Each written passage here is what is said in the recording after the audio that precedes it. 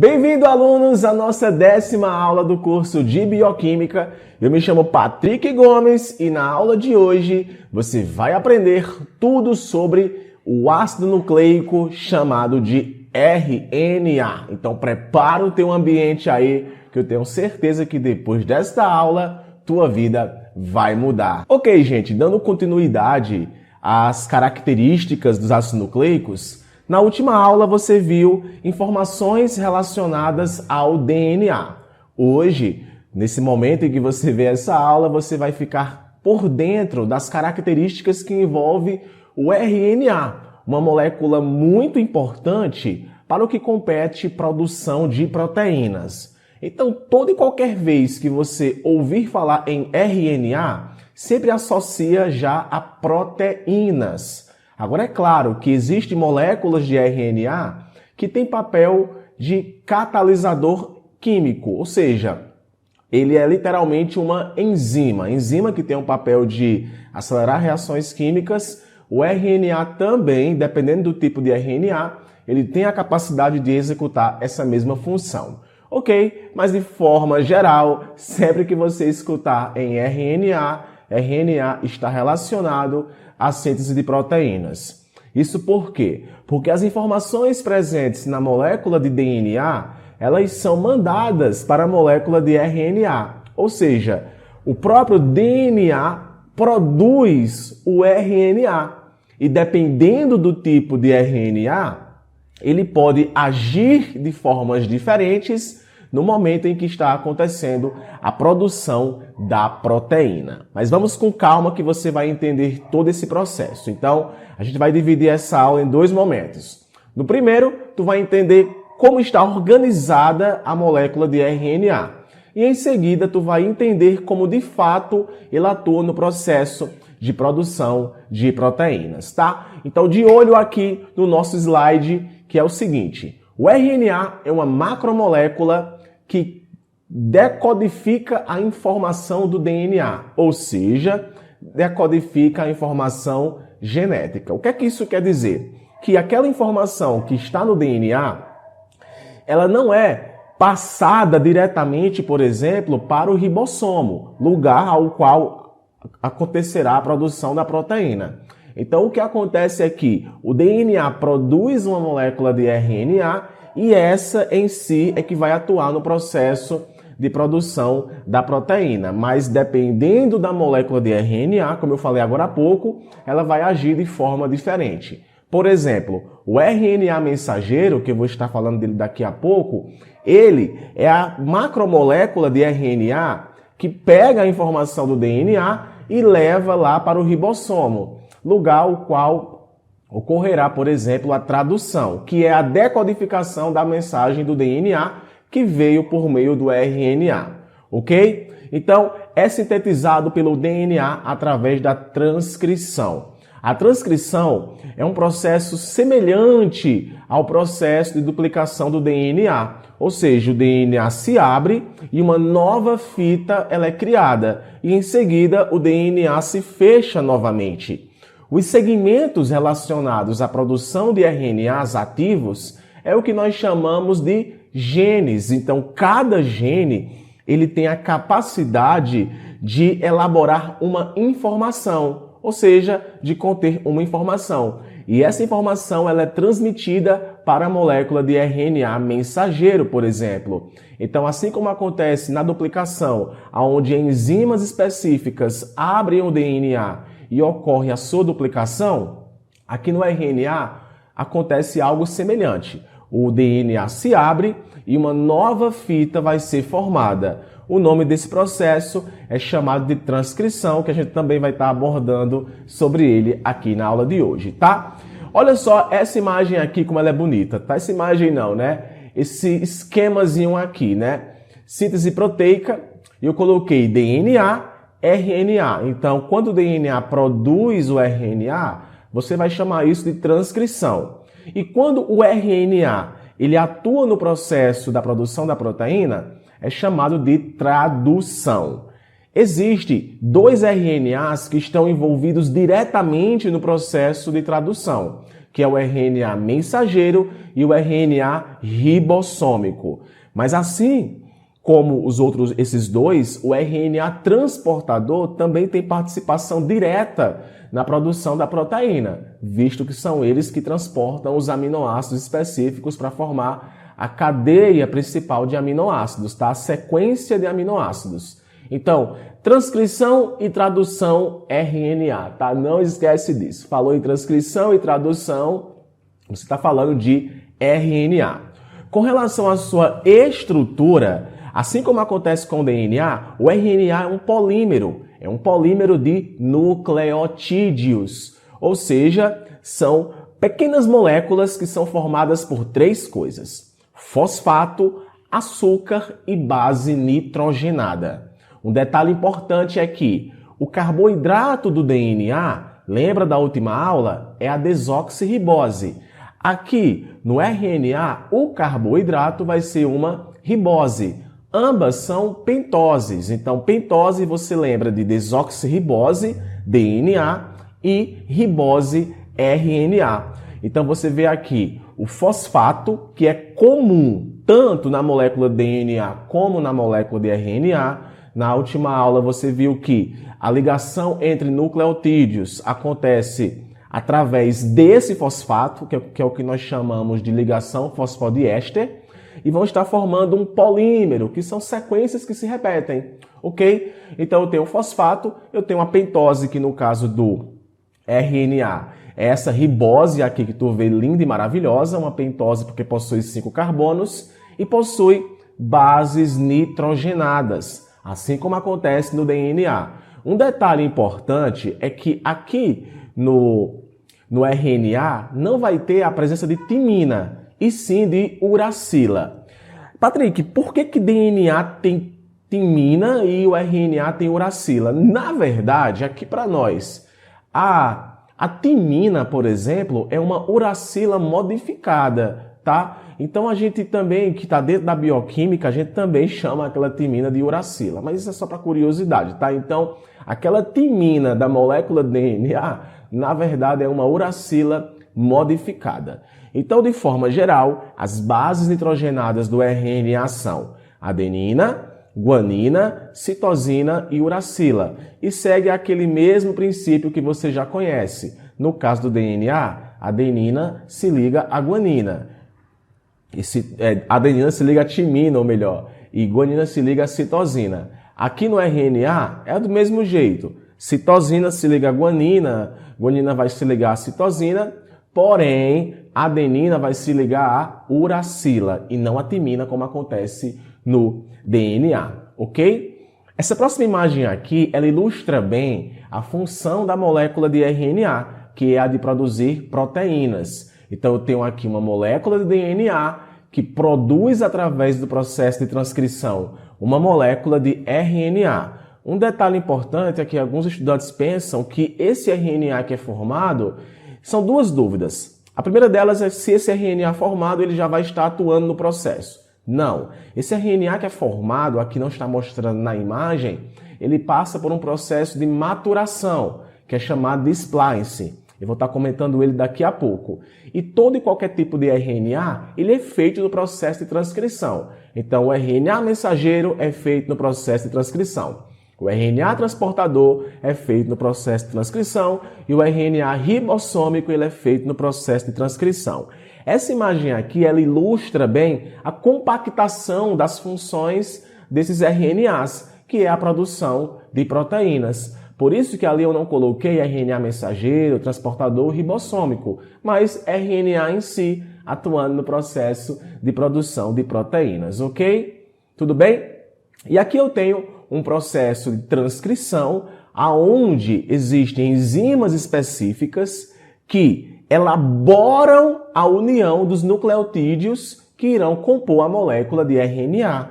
Na aula sobre a duplicação do DNA, você viu enzimas como helicase, que quebra as ligações existentes entre as duas fitas. Vai ter aqui a participação disso. Enzimas que elas acabam tornando o DNA possível para que aconteça o processo de transcrição, eu ia utilizar um nome bem mais popular, mas de desenrolar. Pronto, esse era o nome, porque o DNA ele tá enroladinho, não é verdade? Então, para poder ele se desenrolar, também tem enzimas que atuam nesse processo. E uma das principais enzimas que atua no processo de transcrição é a RNA polimerase. Você viu que lá no DNA tem a participação da DNA polimerase e aqui no RNA vai ter a ação da enzima RNA polimerase, que vai estar atuando no processo de união dos príons, das moléculas responsáveis aí pela produção do RNA mensageiro, tá? Ou do transportador, do ribossômico, por exemplo. Então aqui eu tenho a transcrição, que é esse processo onde o DNA produz o RNA mensageiro, transportador ou ribossômico. E aqui eu tenho esses 3 RNAs sendo produzidos, né? E atuando no processo que nós chamamos de tradução. O RNA mensageiro leva a mensagem para o ribossomo, o RNA ribossômico atua diretamente no processo de tradução, ou seja, decodificando a mensagem que veio do RNA mensageiro, e o RNA transportador, que é aquele que leva os aminoácidos que irão compor a proteína. Tudo bem? Aqui, pessoal, eu tenho eu não vou chamar isso de diagrama, mas uma sequência específica de RNA, RNA transportador e RNA ribossômico, que é bem interessante. Então, olha só. Aqui eu tenho 2 fitas de DNA. Então, o que vai acontecer? Um trecho dessa fita vai ser aberto e logo vai acontecer a formação de uma nova fita, podendo ser a fita de cima ou a fita de baixo. Beleza? Então, se de um lado eu tenho timina, do outro lado, que vai estar formando a molécula de RNA, eu vou ter a adenina. Se de um lado eu tenho guanina, no outro eu vou ter a molécula a base nitrogenada chamada de citosina. Porém, se eu tenho no DNA a adenina, no RNA eu vou ter a uracila. E isso vai acontecendo e a informação genética justamente está aqui, nessas sequências de bases nitrogenadas. Olha que interessante, não é? Então aqui eu tenho transcrição, produção de moléculas de RNA. Então aqui você vê, por exemplo, uma molécula de RNA mensageiro. Olha que coisa linda. Esse RNA mensageiro aqui, ele vai ter uma sequência específica, tá? A, C, U, A, C, C, C, G, U, A, papapá. O RNA transportador, ele vai ter uma sequência complementar a essa, conforme está acontecendo o processo de tradução. Então, se no RNA transportador eu tenho a molécula de adenina, ou melhor, no RNA mensageiro eu tenho a adenina, o RNA transportador vai carregar uma base que tenha, por exemplo, a uracila, e assim por diante, tá? Então, se eu tenho uma sequência, por exemplo, de UA de RNA mensageiro, eu vou ter uma sequência de RNA transportador. Se era U, vai ser A. Vai ser AAU. AAU. Para poder possibilitar a ligação específica que acontece entre as bases nitrogenadas. E essa sequência é importante porque, dependendo da sequência, vai acabar proporcionando o tipo de aminoácido que está sendo transportado. Ok? E uma coisa importante que você tem que saber. O que diferencia uma proteína A de uma proteína B são 3 coisas. A primeira é a sequência de aminoácidos. A segunda é o tipo de aminoácido. E a terceira é a quantidade de aminoácidos. Então, vou repetir. O que determina uma proteína? A sequência de aminoácidos, o tipo de aminoácidos e a quantidade de aminoácidos. Então, literalmente, é isso que acontece. O núcleo, que possui o DNA, ele acaba produzindo a molécula de RNA mensageiro, tá? Esse RNA mensageiro, ele é transportado, ele é levado pelo citoplasma até o ribossomo, e o ribossomo, que é considerado uma molécula, uma organela não membranosa, ou melhor, e aqui fica-se de passagem o seguinte, tem 2 ribossomos. Tem ribossomos unidos à membrana do retículo endoplasmático rugoso e tem ribossomos livres. A tradução vai estar acontecendo nesses dois ribossomos, mas a proteína que vai estar sendo formada, elas vão para lugares diferentes. Por exemplo, a proteína que é feita nos ribossomos livres são proteínas que irão permanecer dentro da célula. Proteínas que são feitas nos ribossomos associados ao retículo endoplasmático rugoso são proteínas que irão ser mandadas para o complexo de Golgi e em seguida ocorre a sua secreção, beleza? Então, os ribossomos atuam no processo de tradução, que justamente é a decodificação da mensagem vinda pelo RNA mensageiro. Isso se dá como? O RNA mensageiro, ele entra dentro do ribossomo, enzimas específicas que lá existem irão desencadear informações que vão proporcionar a chamada de aminoácidos para o ribossomo. E um detalhe importante, quem vai transportar o aminoácido é o RNA transportador. Aqui eu coloquei, para poder ilustrar, eu coloquei Patrick é lindo, para tu poder entender uma coisa. Aqui no citoplasma existem várias moléculas de aminoácidos, tá? Vários aminoácidos existem no citoplasma. Então, o que é que vai acontecer?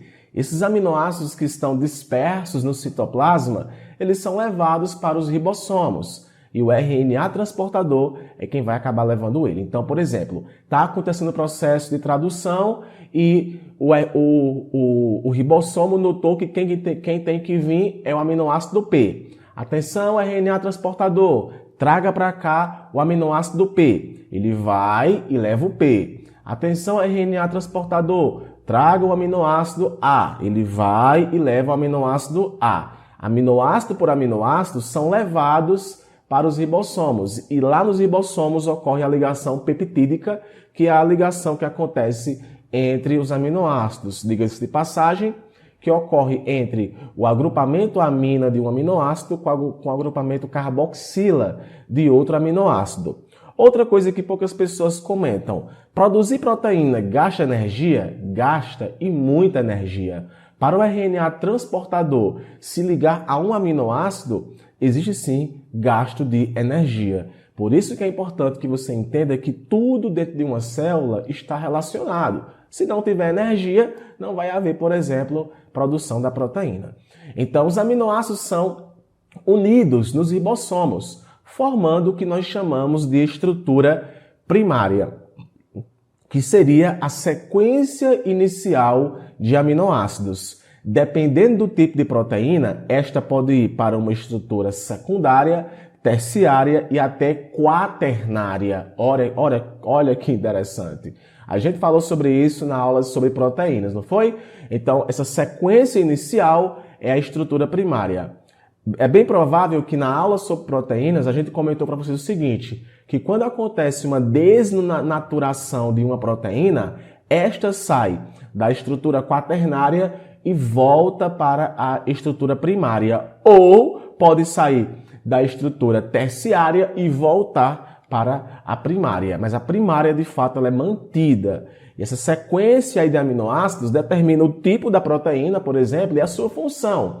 Então, se acaso aconteça uma modificação nessa sequência de aminoácidos, é bem provável que outra proteína será produzida, ou até mesmo pode acontecer a formação de uma proteína incorreta, que é o caso que acontece com a anemia falciforme, que acontece aí a modificação a troca, ou melhor, de aminoácidos que compõem aquela proteína em específico. Então, de forma geral, é assim que acontece a produção de uma proteína.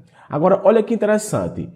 Eu chamo de códon a trinca de bases presentes na molécula de RNA mensageiro. E de anticódon, a trinca de bases presentes no RNA transportador. Então, durante a tradução, ocorre a ligação do códon com o anticódon. Então, olha só, um códon codifica um aminoácido, mas um aminoácido é codificado por mais de um códon. Gente, mais claro do que isso, só a luz do sol. Então, um códon, ele codifica um aminoácido, mas mais de um aminoácido pode ser codificado por esse mesmo códon. Isso é importante para poder ocorrer essa variedade de proteínas que existem.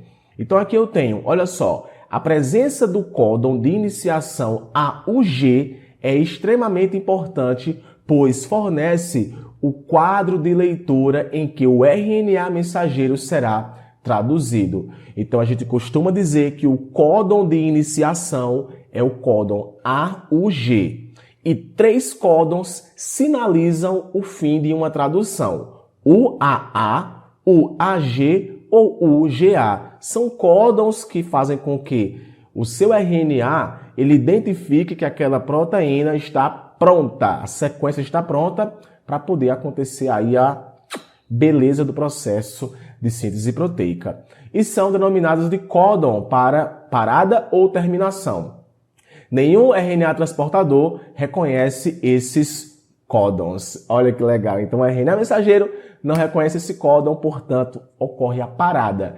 Existem algumas doenças onde esse códon aparece no meio da sequência e proteínas, eu não vou chamar proteínas desnaturadas, mas proteínas incompletas acabam sendo formadas. Ok? E por fim, gente, um dado interessante é que existe um processo de maturação do material genético do tipo RNA. O nome desse processo é chamado de splicing. Então, o que é que acontece? O gene tem a informação para a produção do RNA em específico.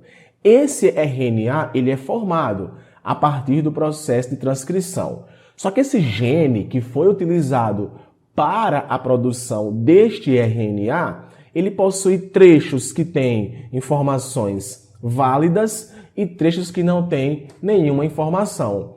Os trechos que não têm nenhuma informação ou para aquela proteína não é importante, a gente chama isso de introns ou intrometidos. Então, após a formação do RNA, esse RNA ele é imaturo, ou a gente chama também de pré-RNA.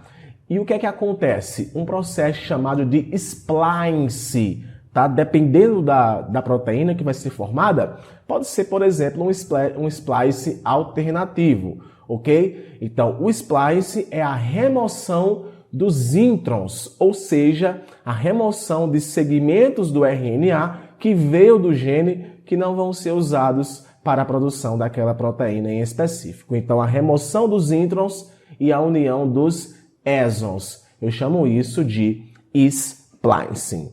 Então, gente, eu espero que com essa aula aqui você tenha entendido a função do RNA, tá? E não esquece, falou em RNA, lembra de transcrição e tradução, ok? Um forte abraço e nos vemos em nossa próxima aula.